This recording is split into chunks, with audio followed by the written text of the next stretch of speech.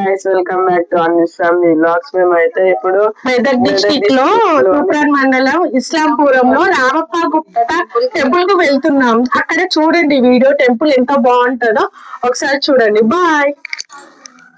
అక్కడికి వెళ్ళాక కలుద్దాం. చలో. సో గాయస్, మేమైతే రామలింగేశ్వరుడి గుడికి అయితే వెళ్ళామన్నమాట. అక్కడికి వెళ్ళాక పంతులు గారు గుడి గురించి కొన్ని వివరాలు చెప్పాడు. వాగర్ధావివ సంపృక్తౌ వాగర్ధ ప్రతిపత్తయే జగతః పితరౌ వందే పార్వతీ పరమేశ్వరౌ. తూప్రాన్ మండలం ఇస్లాంపూర్ గ్రామం రామప్పగుట్టపై వెలిసినటువంటి శ్రీ భవానీ రామలింగేశ్వర స్వామి దేవాలయం అతి ప్రాచీనమైనటువంటి క్షేత్రం. ఈ క్షేత్రం ఎందరో సిద్ధులు, ఋషులు, మునులు తపస్సు ఆచరించినటువంటి గొప్ప క్షేత్రం.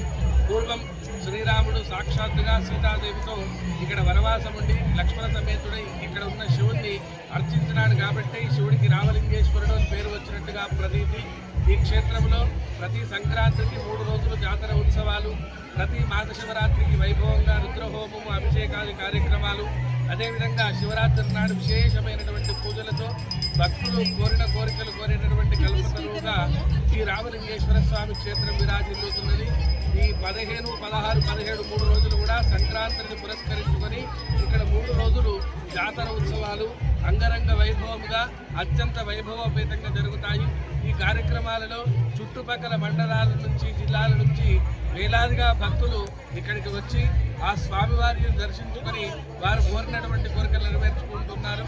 ఇటు సిద్ధ క్షేత్రమైనటువంటి రామలింగేశ్వరుడు స్వామి యొక్క చరిత్ర ఎన్నో యుగాల నుంచి కూడా ఇక్కడ స్వామివారు ఇక్కడ వెలిసినట్టుగా, ఇక్కడ స్వామివారిని అందరూ వచ్చి తపస్సు ఆచరించినట్టుగా, ఎందరో మునులు ఋషులు ఇక్కడ తపస్సు ఆచరించినట్టుగా పెద్దలు చెప్తూ ఉంటారు.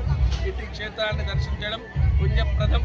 శ్రీ రామలింగేశ్వర భగవానికి జై.